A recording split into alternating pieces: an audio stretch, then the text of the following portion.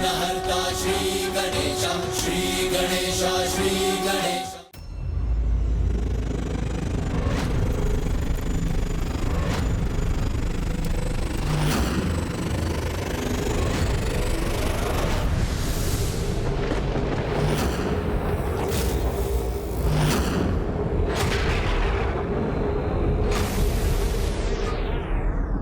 मेरे यज्ञ की अग्नि शांत क्यों हो गई? मेरी तपस्या संपन्न होने से पहले ही प्रभु महाशिव का आगमन क्यों रुक गया? यहां आने के लिए पग बढ़ाकर भी प्रभु महाशिव यहां आए क्यों नहीं? शिव नहीं आए क्योंकि शक्ति नहीं आई, और अब महाशिव वहां आएंगे भी नहीं।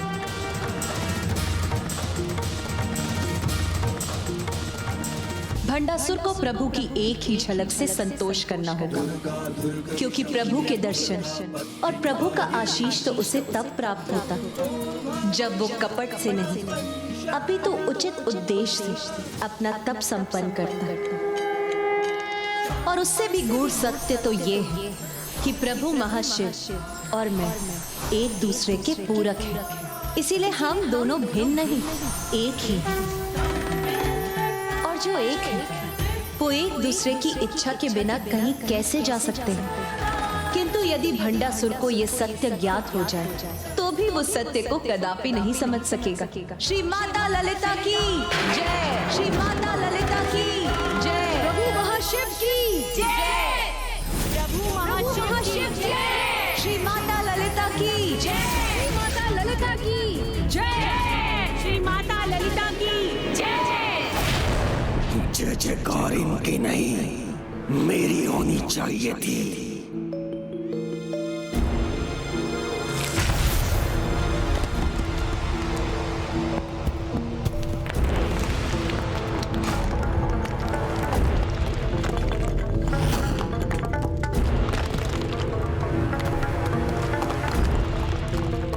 क्रोध से हो भयभीत संसार, ये उसी मायावी की माया है जिसने तुम्हारे यज्ञ को भंग कर तुम्हें पुनः विफल कर दिया,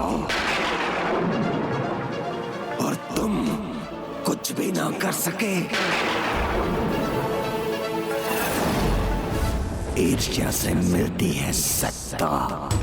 आज तो तुम्हारी विजय के साथ तुम्हारा गुणगान होना चाहिए था, किंतु उस मायाविनी ने सब कुछ छीन लिया तुमसे।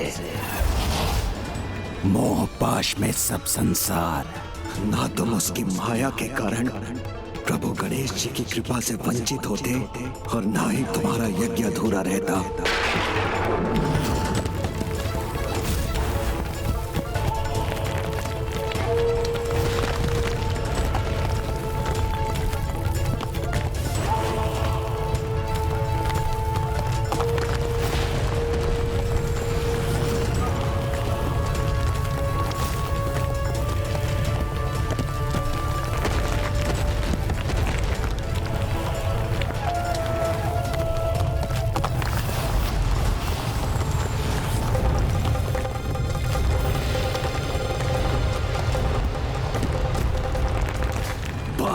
तुम्हारी पराजय देखकर थक चुके हैं हम, किंतु तुम्हें जैसे अपने घोर अपमान का आभास ही नहीं। महान असुर महानायक भंडासुर हो तुम, तो अपनी महानता का प्रमाण दो, क्योंकि अतीत के अन्य असुर सम्राटों के समान हमें अपना भयानक वध स्वीकार नहीं।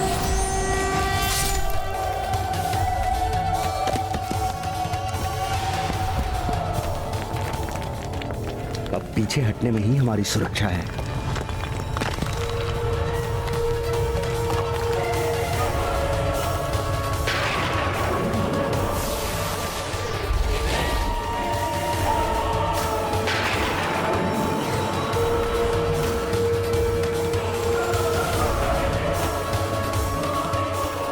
अतीत के पराजित असुर सम्राटों के समान अपना अंत नहीं, विजय चाहिए मुझे। फिर उसके लिए मुझे कुछ भी करना पड़े। इतना तो चलता है।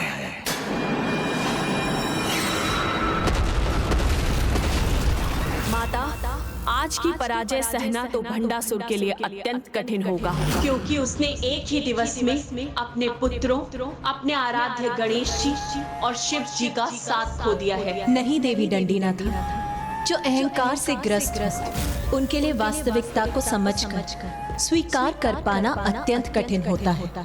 इसीलिए भंडासुर तो अभी भी आशावान कि वो विजय प्राप्ति का कोई ना कोई उपाय तो अवश्य ही ढूंढ लेगा।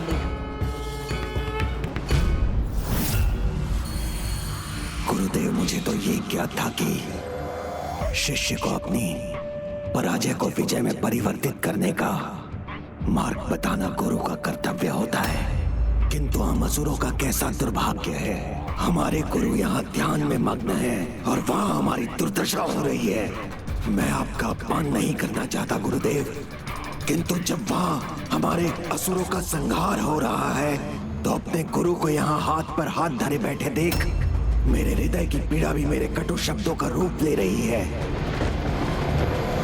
माता, अनेकों बार इनका विनाश होने पर भी ये असुर सुधरते क्यों नहीं, जबकि इनका अंधकारी इतिहास इनके अनेकों पराजित महायोद्धाओं के नामों से भरा हुआ है। मैं उन महासुरों का नाम स्मरण कराऊं गुरुदेव, जो आपके ही मार्गदर्शन में पराजित हुए थे? तो सुनिए, उनमें सर्वप्रथम थे मधु और कैटब, जिनका अंत देवी योग माया की सहायता से स्वयं नारायण ने किया था। फिर आए महान असुर योद्धा महिषासुर, जिसका वध देवी कात्यायनी के हाथों हुआ। फिर अति शक्तिशाली, अति ऊर्जावान महान असुर भ्राता शुंभ ने अपना साम्राज्य स्थापित किया था। जिन दोनों का संहार माता विंध्यवासिनी ने मात्र एक क्षण में कर दिया।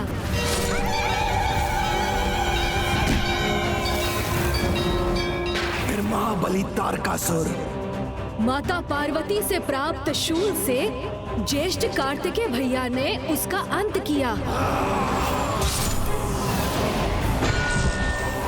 तारकासुर के उपरांत थी त्रिपुर के स्वामी त्रिपुरासुर। गणेश जी द्वारा निर्मित रथ पर सवार होकर मात्र एक ही बाण से स्वयं महादेव ने उसका सर्वनाश किया। फिर महासुर भ्राता हिरण्याक्ष और हिरण्यकश्यप, वो दोनों असुर नारायण के नरसिंह अवतार के द्वारा काल की भेंट चढ़े। सहस्त्रार्जुन, प्रभु परशुराम जी ने जिसका वध किया। अनंत काल से यही होता आया है और भविष्य में भी यही होगा। त्रेता युग में नारायण अपने श्री राम अवतार, भ्राता लक्ष्मण और महादेव के अवतार श्री हनुमान की सहायता से रावण, कुंभकर्ण और मेघनाद जैसे असुरों का वध करेंगे। उसके उपरांत माता, और द्वापर युग में श्री नारायण कृष्ण अवतार लेकर कंस, शिशुपाल और दुर्योधन जैसे दुष्टों का वध करेंगे। किंतु माता, कलयुग में जब अधर्म का सर्वाधिक विस्तार होगा तब अधर्मियों का अंत कैसे होगा? कलयुग में जब भंडासुर द्वारा रोपा गया चलता है का भाव अपने चरम पर पहुंचकर सभी मर्यादाओं का दमन करेगा, तब श्री हरि नारायण कल की अवतार लेंगे। बुराई का अंत कर अच्छाई का वर्चस्व स्थापित करेंगे और संसार के समक्ष ऐसे उदाहरण सदा प्रस्तुत होते रहेंगे जब अधर्म को बढ़ावा देने वाले असुरों का विनाश होगा। और कितने उदाहरण दूं मैं आपको गुरुदेव? सदा हमारे असुरों के साथ अन्याय ही हुआ है। हमारा भाग्य कब पलटेगा? क्या हमारे विजय का द्वार कभी नहीं खुलेगा? जब हर बार हमारा विनाश ही होता है तो आप अपना कर्तव्य कहाँ निभा रहे हैं? हमारा गुरु होने का, हमारा मार्गदर्शन करने का। मैंने सदा अपने कर्तव्य का निर्वाह किया है, किंतु मेरा यह दुर्भाग्य है कि सभी असुर सम्राट अपने कर्तव्य पथ से हटकर अपने विनाश के मार्ग का चुनाव करते हैं। कभी लोभ तो कभी मद, कभी मोह तो कभी मात्सर्य, कभी काम तो कभी क्रोध के कारण असुर सम्राटों ने सदा अपने सर्वनाश को आमंत्रित किया है।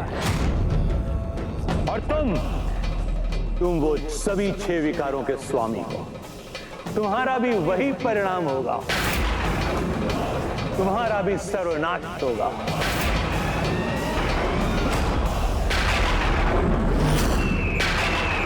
नहीं गुरुवर, आपका कर्तव्य तो हमें हमारे सर्वनाश से सुरक्षित रखकर हमारी विजय का उपाय सुझाने का है। इसका निर्वाह तो आपको करना ही होगा। माता, तो क्या ये असुर बार बार इसी प्रकार अपने विनाश को आमंत्रित करेंगे? क्या विनाश ही इनकी दुष्टता नष्ट करने का एकमात्र उपाय है? पुत्र गणेश, सृजन, पालन और विनाश के क्रम में सृजन और विनाश का अटूट संबंध, जैसे वन में धधकती अग्नि सब कुछ भस्म करते समय अत्यंत भयंकर लगती है, किंतु वो अपने विनाश से नए सृजन के लिए भूमि को तैयार भी करती है। उसी प्रकार विकारों के विनाश से ही मन में नए और श्रेष्ठ विचारों को जन्म लेने का अवसर भी मिलता है।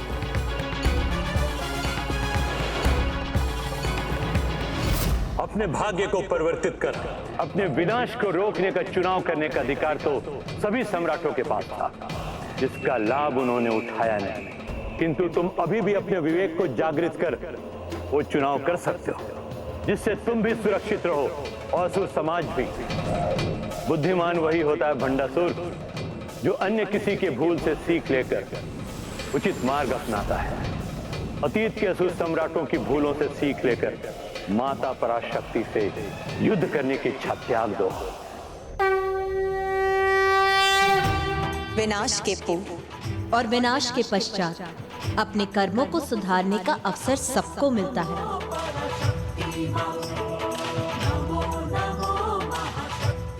क्या तुम्हें ज्ञात है पुत्र, नवजात शिशु जन्म लेते ही रुदन क्यों करता है?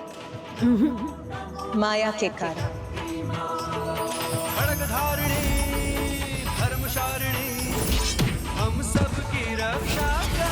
और वो अपने नए जीवन पूर्व के दोषों और पापों को ना दोहराने का प्रण लेता है, किंतु वो अपने नए जीवन के साथ जैसे ही सांसारिक माया जाल में प्रवेश करता है, वो सब कुछ भूल जाता है जो उसके प्रथम रुदन का कारण बनता है। तो माता, जब सभी को अच्छाई के मार्ग पर चलने की प्रेरणा प्राप्त होती है, तब भी अनेक जीव स्वार्थ सिद्धि के लिए अधर्म क्यों करने लगते हैं?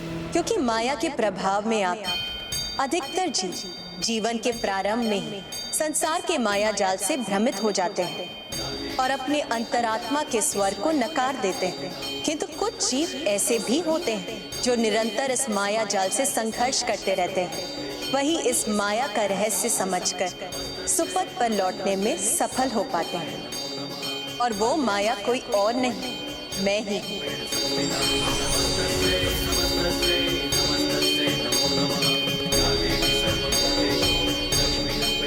मैं ही प्रत्येक जीव को स्वतंत्र इच्छा भी प्रदान करती हूँ, और जो उस स्वतंत्रता का सदुपयोग करते हैं वो अपने जीवन की हर समस्या से सुरक्षित बाहर आ जाते हैं। उन्हें एक खरोच तक नहीं लगती। अभी भी समय है। जो क्षति तुम्हें पहुंची है उसे मात्र एक खरोंच समझकर भुला दो और अपने सुधार के मार्ग को अपनाओ। पूर्ण श्रद्धा से देवी महामाया के समक्ष समर्पण कर अपना भला बुरा सब कुछ उन पर छोड़कर अपने भाग्य को सुधारने का उपाय करो भंडासुर।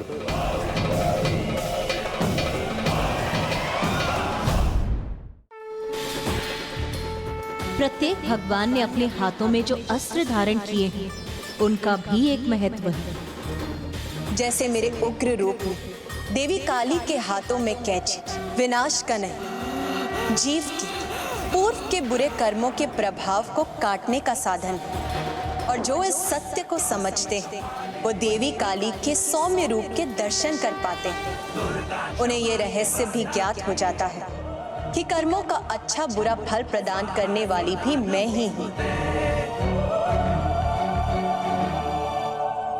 तुम क्या हो उनके सामने जो स्वयं चैतन्य है? तुम उन पर विजय प्राप्त करने का उपाय चाहते हो ना? तो सुनो, उन करुणामयी माता को शक्ति से नहीं, एकमात्र भक्ति से ही प्रभावित किया जा सकता है।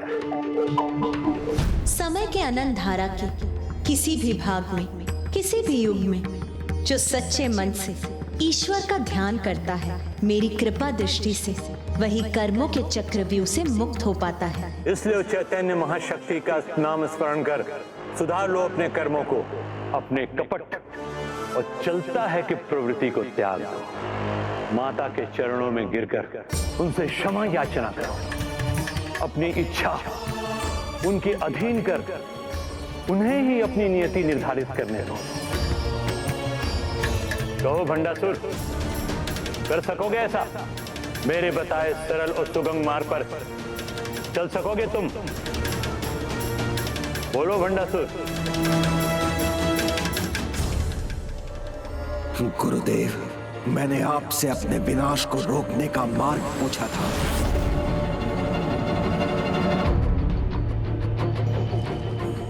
और आपने मुझे मेरी ही पराजय का मार्ग बता दिया।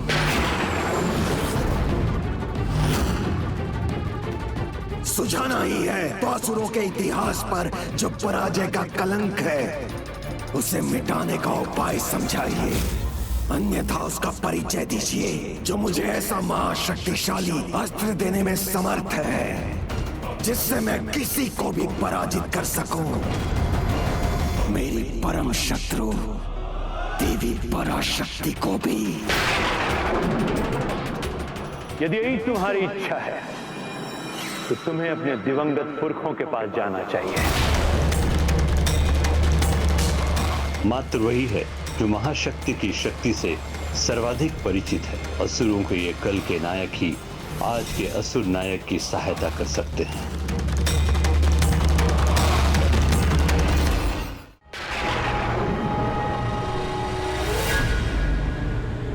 तो इतनी कृपा कीजिए, मुझे बताइए वो कहाँ हैं और मैं उन तक कैसे पहुंचूं? स्वर्ग उन्हें मिल नहीं सकता और अपने अत्यंत बुरे कर्मों के कारण नरक भी उनके लिए वर्जित है। शरीर का मोह, मृत्यु के बाद भी त्यागने में असमर्थ, वो सभी लोकों में सबसे भयंकर स्वर्ग और नरक के बीच ऐसे अंधकारी अधर में त्रिशंकु बने अनेकों भयानक कष्ट भोग रहे हैं, जहां वायु भी उनके संपर्क में आकर दूषित होने के भय से प्रवेश नहीं करते।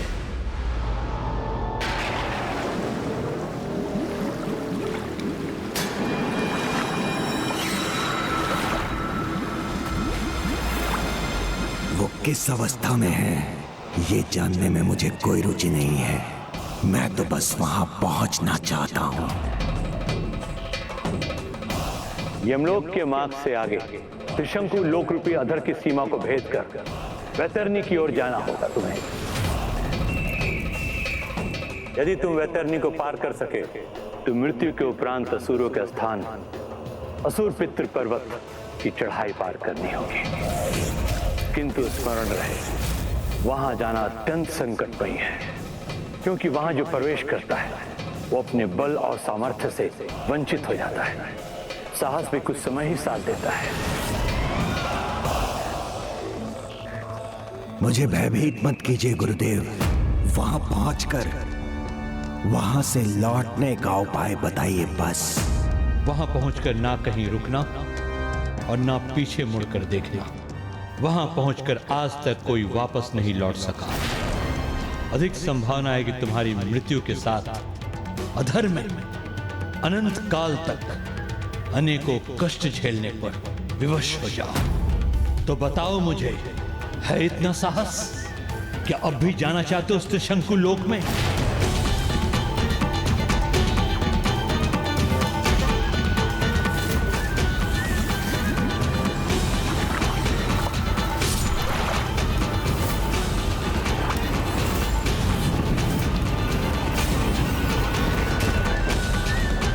भंडासुर, वहां जाओगे तुम?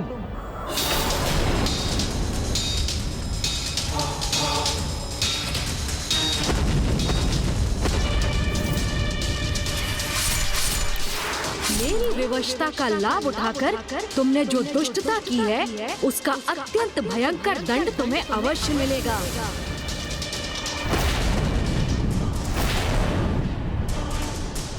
जाऊंगा, अवश्य जाऊंगा।